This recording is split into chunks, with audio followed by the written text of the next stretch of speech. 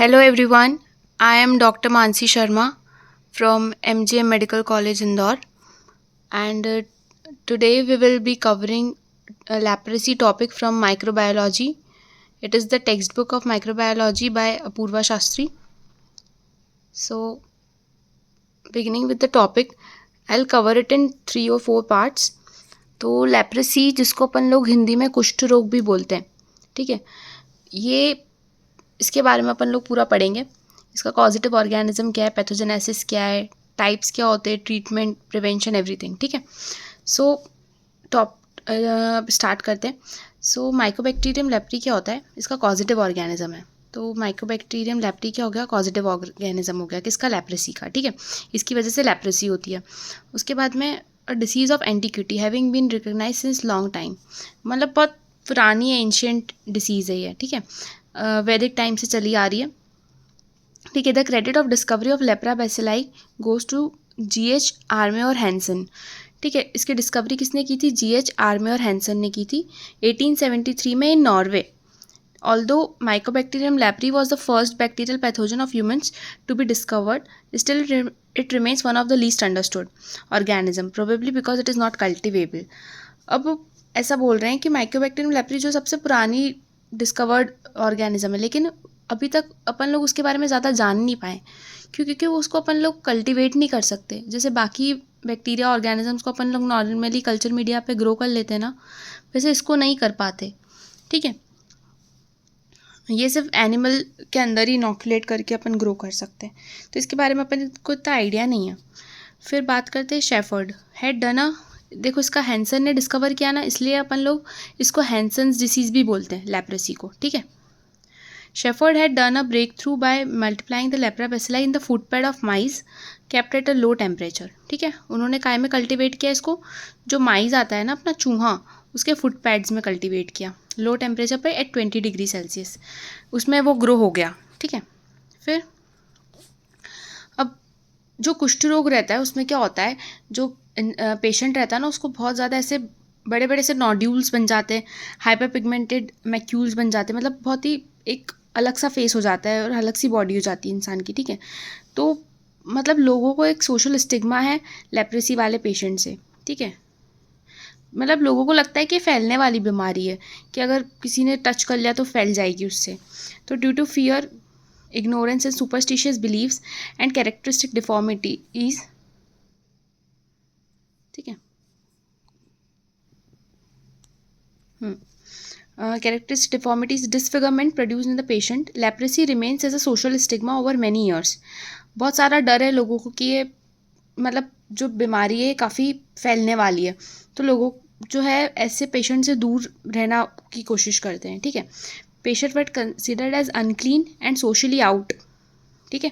ऐसे लोगों को मतलब वो एक अलग कम्युनिटी में डाल रहे हैं, उनसे बहुत दूर रहने की कोशिश कर रहे हैं, उनको एक मतलब अच्छा नहीं मान रहे। Today with the early diagnosis and effective treatment, patient can lead productive life in the community and the deformities can largely be prevented.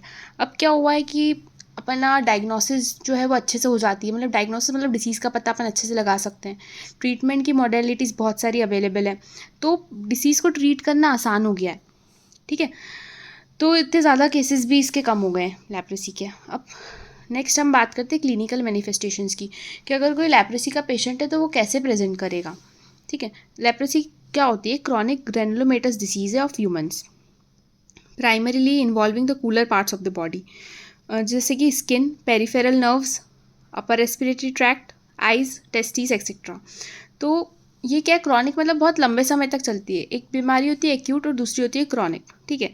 Acute जो कि सडन होती है, सीवियर फॉर्म में होती है, क्रॉनिक जो लंबे समय तक धीरे धीरे धीरे धीरे बढ़ती रहती है, ठीक है। ग्रेनुलोमेटस डिसीज़ है जिसके अंदर क्या होता है, कूलर पार्ट्स को इन्वॉल्व करती है, जैसे कि स्किन हो गई, पेरिफेरल नर्व्स हो गई। तो अपन जब पढ़ेंगे ना आगे तो यही देखेंगे कि मेनली स्किन और पेरिफेरल नर्व्स वगैरह को ही अफेक्ट करती है, ठीक है। फिर उसका इंक्यूबेशन पीरियड जो होता है वो लॉन्ग होता है, 5 से 7 साल का इंक्यूबेशन पीरियड होता है। This can be attributed to the longer generation time of lepra bacilli of 12 to 13 days as compare to 14 hours of MTB, of tubercle bacilli and about 20 minutes for coliform bacilli. मतलब ये बता रहे हैं कि बहुत लंबे समय इसका इंक्यूबेशन पीरियड रहता है। अगर किसी की बॉडी में बैक्टीरिया आ भी गया है तो वो बहुत सालों बाद उसके क्लिनिकल मैनिफेस्टेशंस आएंगे, दैट इज़ इंक्यूबेशन पीरियड। ठीक है, जो फर्स्ट साइन सिम्टम आता है after the entry of the pathogen, तो उसको हम लोग इंक्यूबेशन पीरियड बोलते हैं। ठीक है, फिर क्या होता है जनरेशन टाइम, मतलब उसका मल्टीप्लिकेशन टाइम, कि वो कितने टाइम में मल्टीप्लाई हो रहा है। Right, now talking about the classification of leprosy, ये बहुत इंपॉर्टेंट है। जो रीडले जॉपलिन क्लासिफिकेशन है वो बहुत ज़्यादा पूछा जाता है कि लेप्रेसी को हम कैसे क्लासीफाई करते हैं। ठीक है, leprosy can be classified into various categories based on clinical, bacteriological, immunological and histological status of the patient. ठीक है, लेप्रेसी को हम लोग बहुत सारे तरीके से क्लासीफाई कर सकते हैं अलग अलग बेसिस पे। ठीक है, फॉर इनिशिएशन ऑफ ट्रीटमेंट और alteration of host immunity the leprosy category of patient changes from one type two another type. मतलब वो बता रहे हैं कि इसको बहुत सारे टाइप में हम लोग क्या कर सकते हैं, क्लासीफाई कर सकते हैं। तो ये बहुत इंपॉर्टेंट क्लासिफिकेशन है हमारा क्लिनिकल क्लासिफिकेशन। क्लिनिकल क्लासिफिकेशन में क्या होता है, based on the number of skin lesions, कि एक इंसान के स्किन पे कितने ज़्यादा लेशंस है उसके बेसिस पे, और presence of nerve involvement and identification of bacilli on slit skin smear. इसको अपन दो कैटेगरीज में डिवाइड करेंगे। तो क्या क्या तीन क्राइटेरिया हो गए, एक तो स्किन पे लेशंस कितने हैं, दूसरा नर्व इन्वॉल्वमेंट कितना हो रहा है, और तीसरा बेसिलाई आइडेंटिफाई करना। ठीक है, ऑन द मतलब इन तीनों के बेसिस पे अपन क्या करेंगे, क्लिनिकल क्लासिफिकेशन करेंगे। तो ये कैसा करेंगे, दो तरीके का होगा। दो तरीके का क्या क्या हो गया, एक हो गया पॉसीबैसिलरी लेप्रेसी और एक हो गया मल्टीबैसिलरी लेप्रेसी। ठीक है, दो तरीके का लेप्रेसी हो गया हमारे पास। पॉसीबैसिलरी क्या हो गया, पॉसी मतलब थोड़ा कम है और मल्टी मतलब बहुत सारे, बेसिलाई मतलब बैक्टीरिया, तो पॉसीबैसिलरी में कम है। तो एक केस है लेप्रेसी का जिसमें ये क्राइटेरियाज फुलफिल अगर होंगे तो उसको हम लोग पॉसीबैसिलरी लेप्रेसी बोलेंगे। तो इसमें क्या क्या क्राइटेरिया हो गए, एक पहला क्राइटेरिया स्किन लेशन था, दूसरा नर्व इन्वॉल्वमेंट, और तीसरा स्लिट स्किन स्मीयर का क्या रिजल्ट है। ठीक है, तो कितने स्किन लेशंस होने चाहिए, 1 to 5, साथ में कोई नर्व का इन्वॉल्वमेंट नहीं होना चाहिए। ठीक है, and slit skin smear negative for lepra bacilli. जो अपन जब स्मीयर बनाएंगे वो लेप्रा बेसिलाई के लिए नेगेटिव होना चाहिए, उसमें लेप्रा बेसिलाई नहीं होना चाहिए। तो उस केस में हम क्या बोलेंगे कि पॉसीबैसिलरी लेप्रेसी है। देन टॉकिंग अबाउट मल्टीबैसिलरी लेप्रेसी, तो वो एक ऐसा केस है लेप्रेसी का जो ये सब क्राइटेरिया फुलफिल करेगा। क्या क्या क्राइटेरिया हो गए, मोर देन 5 स्किन लेशंस हो गए, या फिर नर्व इन्वॉल्वमेंट है, न्यूराइटिस जिसको हम बोल रहे हैं। स्लिट स्किन स्मीयर उसमें नेगेटिव था तो इसमें क्या हो जाएगा, पॉजिटिव हो जाएगा। मतलब जो उसमें था ना उसी को अगर अपन बढ़ा देंगे तो मल्टीबैसिलरी बन जाएगा। यहाँ पे 1 से 5 स्किन लेशंस है तो यहाँ पे 5 से ज़्यादा स्किन लेशंस है। ठीक है, वहाँ पे नर्व इन्वॉल्वमेंट नहीं था तो यहाँ पे नर्व इन्वॉल्वमेंट करा देंगे। वहाँ पे स्लिट स्किन स्मीयर क्या था, नेगेटिव था, तो यहाँ पॉजिटिव करा देंगे। मतलब जो भी है उसका ज़्यादा और उल्टा कर देंगे तो पॉसीबैसिलरी मल्टीबैसिलरी का डिफरेंस क्रिएट हो जाएगा। अब ये आता है हमारा क्लासिफिकेशन। तो ये जो इसमें रिडले जॉपलिन क्लासिफिकेशन है ना, ये वाला, ये बहुत ज़्यादा इंपॉर्टेंट है हमारे लिए। तो इसमें क्या होगा, डिवाइड करेंगे हम लोग लेप्रेसी को कितने पार्ट्स में, 5 पार्ट्स में डिवाइड करेंगे। ठीक है, 1 2 3 4 एंड दिस इज 5। ठीक है, तो देखो कौन कौन सी लेप्रेसी हो गई हमारे पास। एक हो गई लेप्रोमेटस लेप्रेसी, एक हो गई बॉर्डर लाइन लेप्रोमेटस लेप्रेसी, एक हो गई बॉर्डर लाइन लेप्रेसी, एक हो गई बॉर्डर लाइन ट्यूबरकुलॉइड लेप्रेसी और ट्यूबरकुलॉइड लेप्रेसी। ठीक है, सब जिंगल मिंगल कर दिया ना। अब देखो इजी समझते हैं, कुछ भी नहीं करना है। देखो हर बात में क्या लगा हुआ है, एंड तो सफिक्स तो यही है, लेप्रेसी लेप्रेसी लेप्रेसी, तो ये तो हटा दो। अब क्या हो गया, एक लेप्रोमेटस है और एक हमारी ट्यूबरकुलॉइड है, दो तरीके की है मेनली। तो ये लेप्रोमेटस किया, उसके बाद में ये क्या किया, लेप्रोमेटस के बाद में border line border line border line, 3 border line लगा दिए लेप्रोमेटस के पास में। तो बॉर्डर लाइन लेप्रोमेटस हो गया, फिर ये बॉर्डर लाइन लेप्रेसी हो गया, बॉर्डर लाइन ट्यूबरकुलॉइड हो गया और ट्यूबरकुलॉइड लेप्रेसी हो गया। ठीक है, और ये इनके शॉर्ट वाले हैं कि इनको कैसे बोलते हैं, LL BL BB BT TT। ठीक है, लेप्रोमेटस leprosy, border line लेप्रोमेटस, border line leprosy, फिर उसके बाद बॉर्डर लाइन ट्यूबरकुलॉइड और फिर ट्यूबरकुलॉइड लेप्रेसी। ईजी हो गया ना, ऊपर पे लेप्रोमेटस लेप्रेसी है और नीचे आते आते वो ट्यूबरकुलॉइड लेप्रेसी में कन्वर्ट हो रहा है, और बीच में जो है वो बॉर्डर लाइन आ गया। ईजी, ये लेप्रो था तो लेप्रो, ये टीबी था तो टीबी। ठीक है, ये हो गया। तो ये बहुत ज़्यादा पूछा जाता है कि रिडले जॉपलिन क्लासिफिकेशन में क्या क्या रहता। फिर मैड्रिड और इंडियन क्लासिफिकेशन हो गया, तो ये भी एक दो चीज़ हो गई हमारे पास। इसमें इसके अकॉर्डिंग जो है लेप्रोमेटस टाइप है, बॉर्डर लाइन है, इंडिटर्मिनेट टाइप है और ट्यूबरकुलॉइड टाइप है। ठीक है, ये सारे हो गए। और इसके अकॉर्डिंग जो इंडियन क्लासिफिकेशन है हमारा, उसमें लेप्रोमेटस है, बॉर्डर लाइन है, इंडिटर्मिनेंट है, प्योर न्यूराइटिक और ट्यूबरकुलॉइड है। ठीक है, तो ये तो मैड्रिड और इंडियन क्लासिफिकेशन भी है। तो क्लासिफिकेशन ऑफ लेप्रेसी एक इंपॉर्टेंट टॉपिक है कि कौन कौन सी क्लासिफिकेशन है। तो इसके अंदर 3 हो गए, रिडले जॉपलिन, मैड्रिड और इंडियन क्लासिफिकेशन, जिसमें से जो मोस्ट इंपॉर्टेंट है वो हमारा रिडले जॉपलिन क्लासिफिकेशन है। ठीक है, उसमें 5 अपने आ गए, है ना।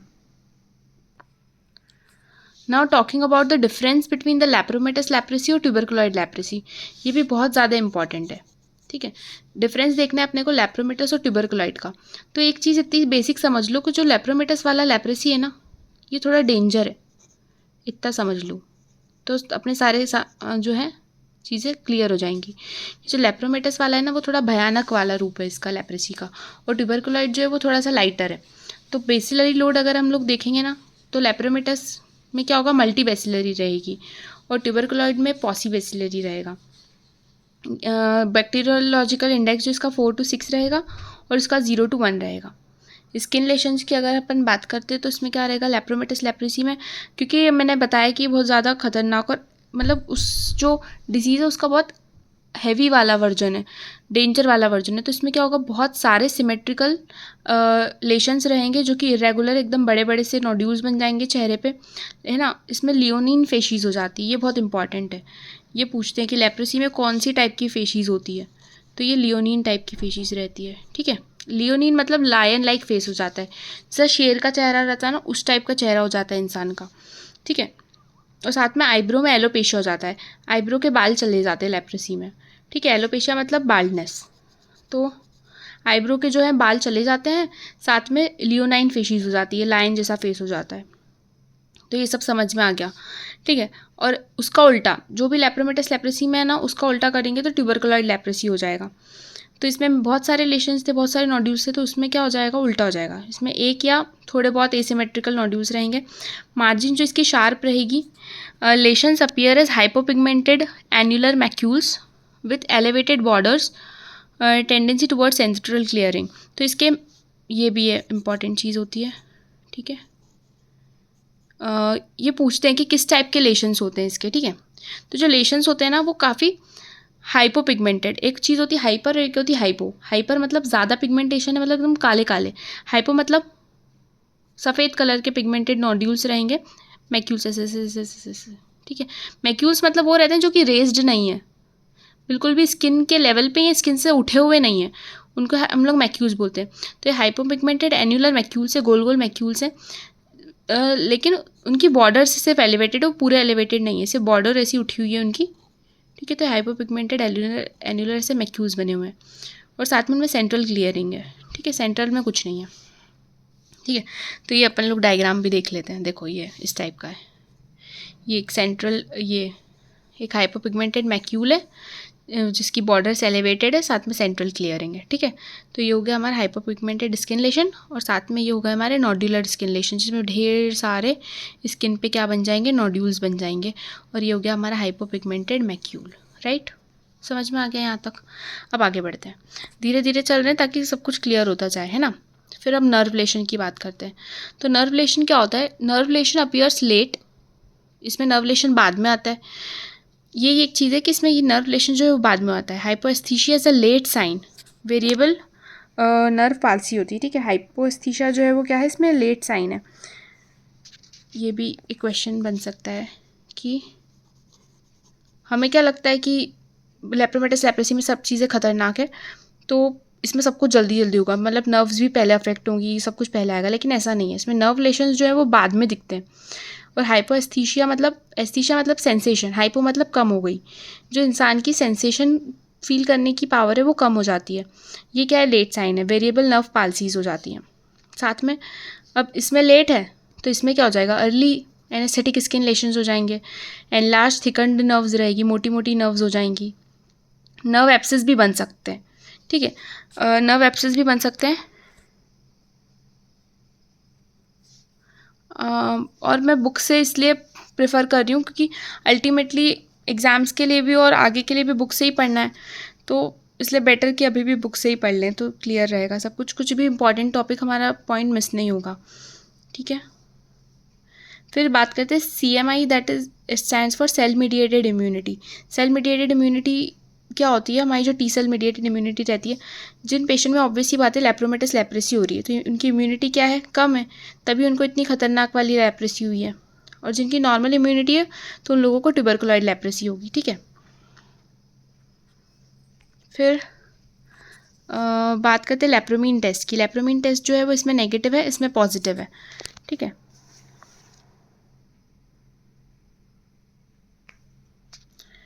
फिर जो ह्यूमोरल इम्यूनिटी है ये इसमें एग्जैजरेटेड है, इसमें नॉर्मल है। मैक्रोफेजेस जो इसमें फोमी टाइप के हैं, फोम जैसे, इसमें एपिथेलॉइड टाइप है, मतलब स्लिपर शेप्ड के। लैंगेनाइज जाइंट सेल इसमें नहीं रहेंगे और इसमें रहेंगे। लैंगेनाइज जाइंट सेल जो भी टीबी वाले उसमें नोड्यूल्स में रहते ही हैं, तो ये ट्यूबरकुलॉइड वाले में रहेंगे और लेप्रोमेटस में नहीं रहेंगे। तो ये जो डिफरेंस अभी हमने डिस्कस किया है ये बहुत ही ज़्यादा इंपॉर्टेंट डिफरेंस है about difference between लेप्रोमेटस and ट्यूबरकुलॉइड leprosy. तो ये मल्टीपेसली, पॉसीपेसिलरी, ये सब कुछ जो है बहुत इंपॉर्टेंट है। ये एक चीज़ वेरी इंपॉर्टेंट कि नर्व लेशंस जो है वो लेट साइन है किसके अंदर? लेप्रोमेटस लेप्रेसी में, ठीक है, बाद में आते हैं।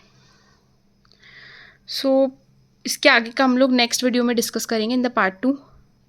Thanks for watching and please do like, comment, share and subscribe to my YouTube channel Dr. Mansi Sharma, and keep supporting guys. Thank you for watching.